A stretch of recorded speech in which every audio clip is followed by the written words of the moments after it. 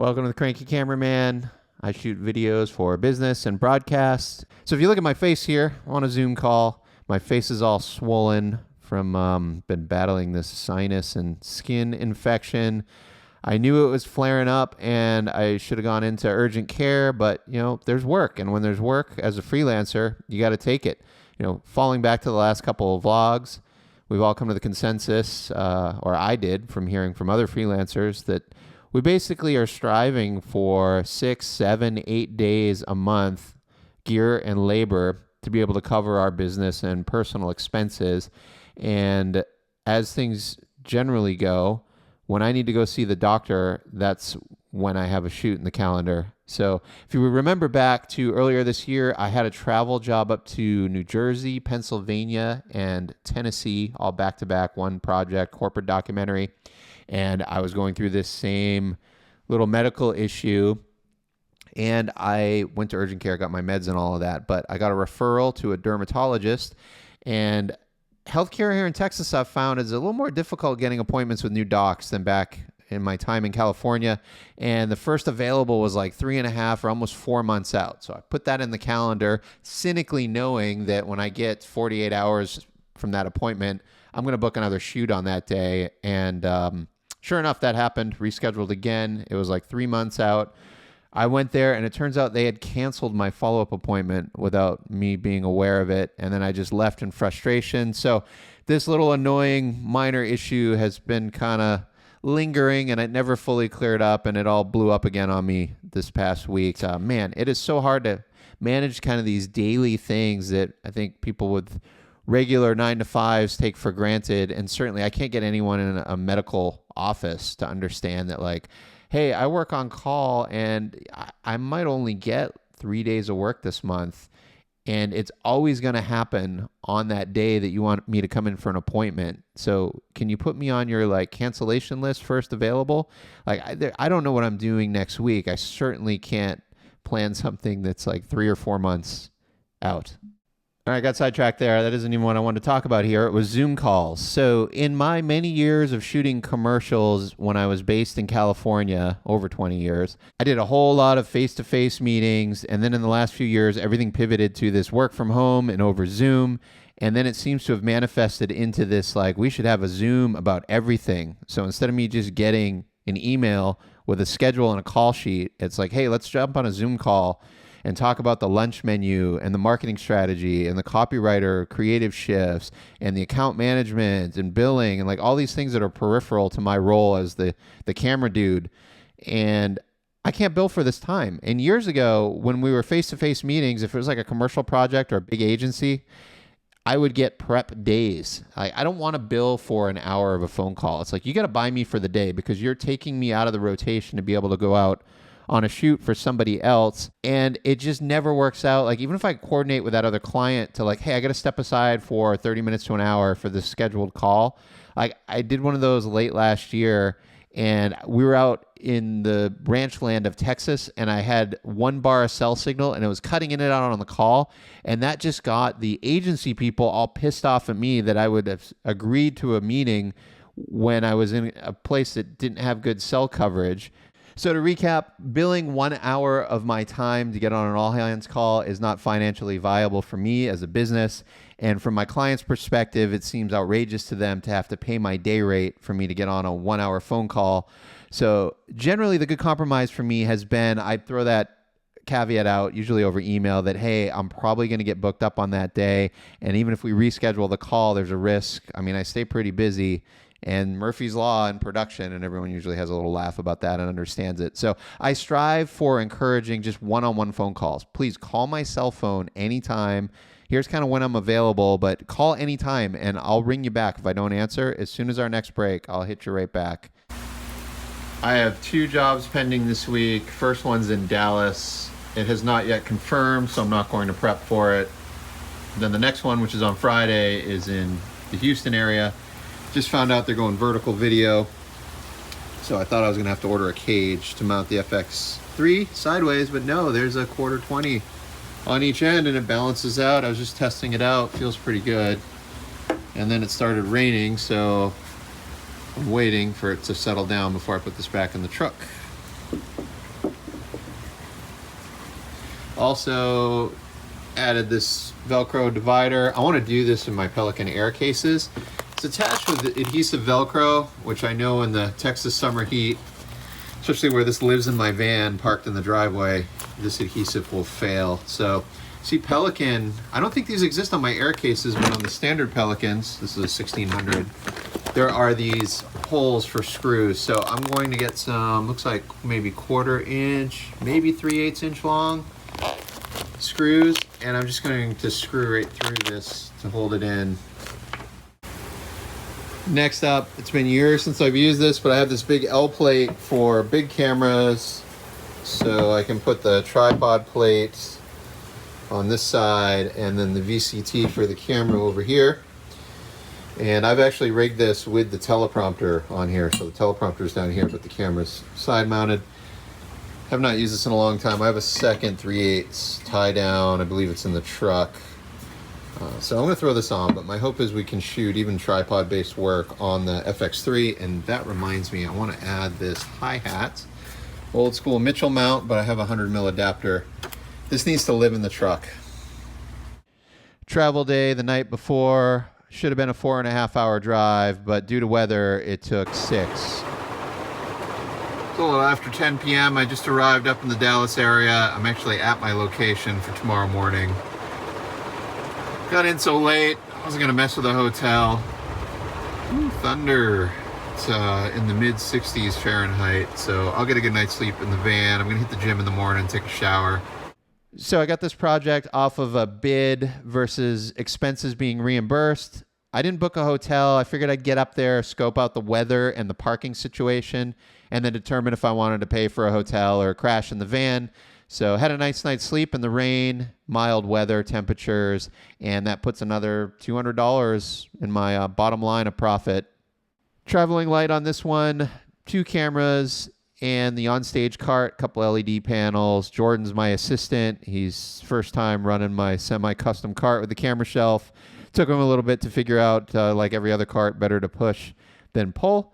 So we sprayed a bunch of B-roll on the FX3, which I didn't document, and now we're in stand-up interview mode. Very noisy warehouse. So some of the areas that we were talking about in the interview, it was too noisy to have that in the background. So I had to pick quieter sections of the warehouse and just use shallow depth of field. Ran just one lav mic, Sanken on the Electro system, no boom. I positioned the lav a little closer than I normally do. It was up like 1 button down from the top of the shirt, or maybe the top button, the topmost buttoned button. And I think we got good isolation. There's certainly room tone, but I mean, you see there's a production floor in the background, people working that matches the room tone.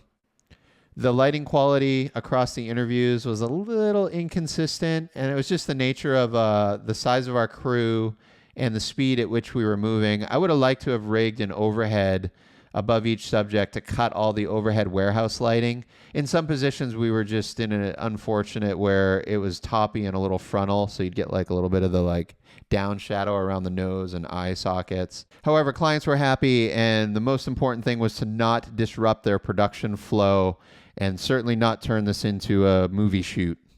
So this week I had 4 days in the calendar, 2 different projects. The first one was a travel day up to Dallas, shoot a day in Dallas. Second project was travel day to Houston, shoot in Houston, and they were nicely stacked where it was Tuesday, Wednesday, Thursday, Friday. And then we had talent issues on the first project requiring it pushed a day, which took away my travel day from Dallas to Houston. But the producer was totally understanding, and they reworked the schedule to get me out the door by 3:30 p.m. so I could make the 4.5 hour drive down to Houston. Back on the road in heavy weather, and one of the things that makes me really happy with my current work van setup is having that bunk in the back, which takes all the stress off of my drives to sets. If at any point I get uncomfortable with the conditions on the road, I am totally happy to pull over and sleep and wait for things to improve. Project 2 of 2 this week is for a massive agency. They have a presence in over 30 countries, multiple offices within the U.S. So big agency, but relatively small shoot. On the production side, it was just myself, and I had one assistant helping me out. There were two people from the agency that flew in, and then plus two from the end client on site. Camera settings, I've simplified down to 3 global settings, Cinetone, log, and then I have a very aggressive grade TV news style for live shots saved in my FX9s, and I have similar profiles set up on the FX3. I think I want to take it one level more granular and have one of each of those modes for 2997 and 2398. At present, I need to switch frame rates and video codec project to project. That saves a lot of time on set. I like to tech the camera the day before, but in the case of this one, because I drove direct from the previous project, I didn't have an opportunity until we got on site. They wanted to hide the lavalier mic on the talent. I don't like doing this when I'm running sound and camera because I can't be on it all the time, handling clothing noise, adhesive, the mic falling. And it's like you take this beautiful, crisp sounding mic, and as soon as you put clothing over it, it just doesn't sound that great. And so then it always becomes like, well, this is the backup option in case there's a problem with the boom. So I'm like, well, it's a corporate video. It's not a narrative feature film where we're trying to suspend reality. Like every single viewer understands it's a video and that person's on camera. Like, let's just see the microphone. And so we had that discussion, and it was like, you know what? I was talking to the editor. Like the editor says, oh, I always use the boom anyway. The lav never sounds good because you hear all the clothing and it just doesn't sound good. So let's just not use the lav and get it right on the boom. Multiple scripts, multiple versions, multiple talent. And we were cycling between portrait and landscape mode, portrait stuff for social media. So my L plate is pre-rigged with my obscenely expensive ARRI VCT14. That blue lever locks it down, and then there's a tensioning set screw on the back so you can take out all of the slop. What happens on a Sony branded or this plate here as a small rig is that loose tolerance puts the camera out of level when you're mounted sideways. So then you have to compensate on the ball head by throwing it out in the opposing direction where that ARRI plate is positive locking. So I had both plates pre-configured. So with my assistant, we could switch modes in about 30 seconds. Aputure 300D, as usual, running the thing at 16%. That's with an intermediate 2 layers of diffusion. And the second aperture, I believe, was at 13. I started with the big Octobox for fill, but then our first 2 talent both had glasses on, and I couldn't get the light high enough or to the side enough to eliminate the big box reflection. So we ended up switching over to 2 of the smaller, whatever that light box is. I think it's 16 inches. I just bought those recently for doing TV news work. Aputure 300s, I've been very happy with mine, and I think they're as big as I want to go as a camera guy that carries some basic lighting. Start getting into the 600 and the 1200, and those I see them as like a gaffer van package kit. If I have those in my van, they take up too much space, and it's too big and unwieldy of a light for me to run on a solo or 2-person crew type production. And with all that said, like I'm always running my 300s at between 60% and like 10%. I haven't been in a situation where I need that additional punch.